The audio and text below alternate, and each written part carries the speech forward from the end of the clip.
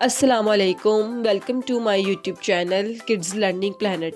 काफ़ी मदर्स इस बात की वजह से परेशान होती हैं कि हमने अपने बच्चे को रीडिंग तो करवा दी है, लेकिन हमें उनको याद करवाना, उनको लिखना बताना बहुत मुश्किल लगता है।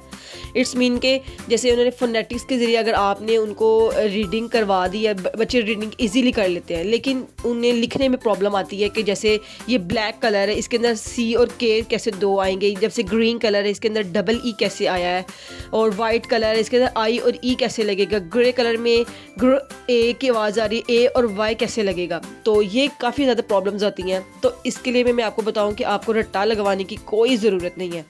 इसके लिए क्या होता है कि आर्थोग्राफी हम किसे कहते हैं, जैसे कि फोनेटिक्स के बारे में मैंने आपको पहले भी बताया है, मेरी वीडियोस में आप लोग जाकर देख सकते हैं। फोनेटिक्स कहते हैं आवाज़ की साइंस, जिसे हमें लफ्ज़ पढ़ने में आसानी होती है। ठीक है, रट्टा लगाए बगैर आप लफ्ज़ को पढ़ सकते हैं। और दूसरी बात है कि आर्थोग्राफी में ये होता है कि आपने जैसे बच्चे को लिखना बताना है, तो इसमें भी मीन्स के रट्टा लगाए बगैर बच्चा इस वर्ड को लिख लेगा। तो उसके लिए क्या असूल है? सबसे पहले तो आप ये समझ लें कि आर्थोग्राफी कहते किसे हैं।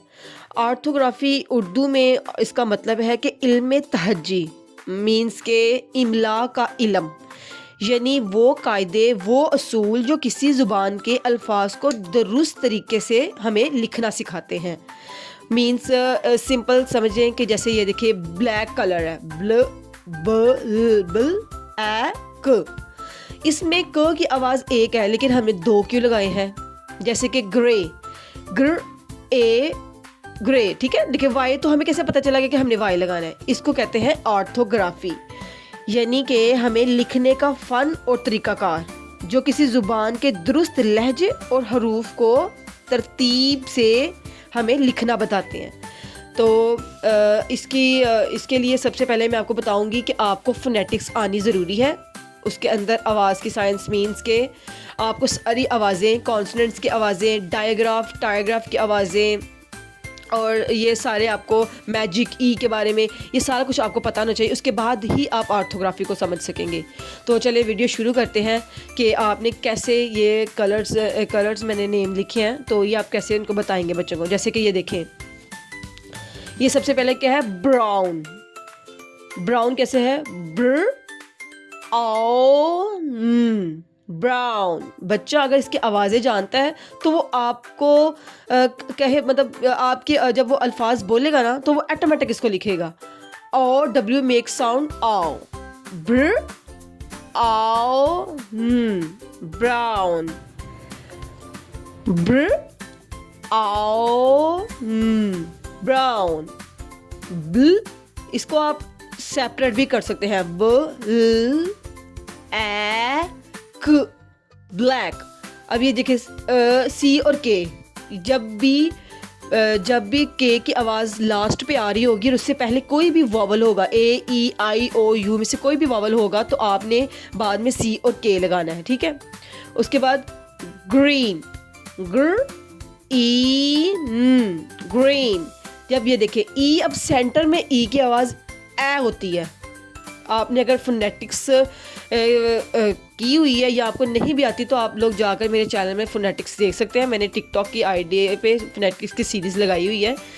तो ई के सेंटर में आवाज़ होती है ए, लेकिन यहाँ पर ई की आवाज़ ई आ रही है। इट्स मीन कि हम, और लास्ट में कॉन्सोनेंट है। अगर कोई कॉन्सोनेंट नहीं होगा फिर हम वाई लिखते हैं, लेकिन अगर कॉन्सोनेंट की आवाज़ आ रही है तो हम क्या करेंगे? डबल ई लगाएंगे। ठीक है। उसके बाद देखो य ए ल, यल ओ लो, येलो। उसके बाद व, डब्ल्यू एच की आवाज़ होती है व आई ट, वाइट। अब आई की साउंड सेंटर में आई नहीं होती, लेकिन यहाँ पर आई साउंड अपनी साउंड है। जब वावल अपनी साउंड देता है, ए ई आई ओ, ये जब अपनी साउंड देंगे तो हम क्या करते हैं? कॉन्सोनेंट के बाद ई लगाते हैं, जिसे आप लोग मैजिक ई कहते हैं। ये जो ई होता है, इसकी अपनी कोई साउंड नहीं होती, ये इसकी साउंड को चेंज करता है। ठीक है। जब ये वॉवल अपनी साउंड देंगे तो हम कॉन्सोनेंट के बाद ई लगाते हैं। ठीक है। व आई ट, वाइट। अब देखें ग्र ए ग्रे।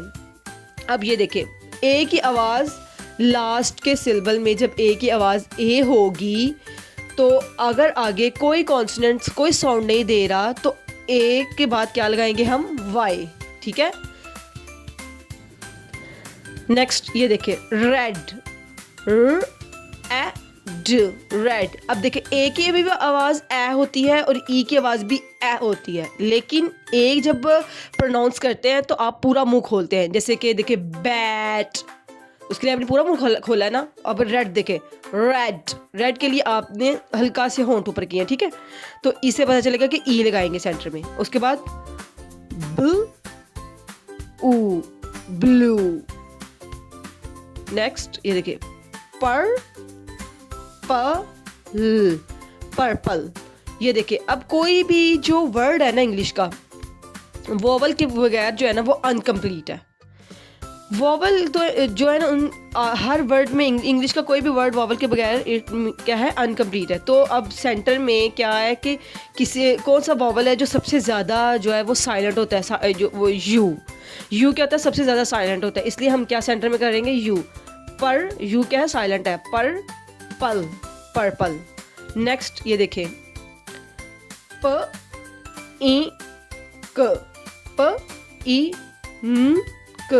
पिंक। आगे ऑरेंज, अब देखिए जी की आवाज़ क्या है, ग, लेकिन यहाँ पर जी के पास जो आ रही है, इट्स मीन के लास्ट पे ई आएगा, जिसने इसकी आवाज़ को चेंज कर दिया है, ठीक है।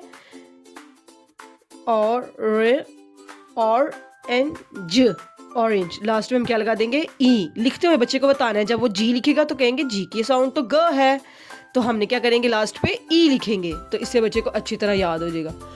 ये थी मेरी कलर्स नेम की ऑर्थोग्राफी की वीडियो। इसके बारे में मैं और डिटेल से आपको इंशाल्लाह ज़रूर बताऊंगी।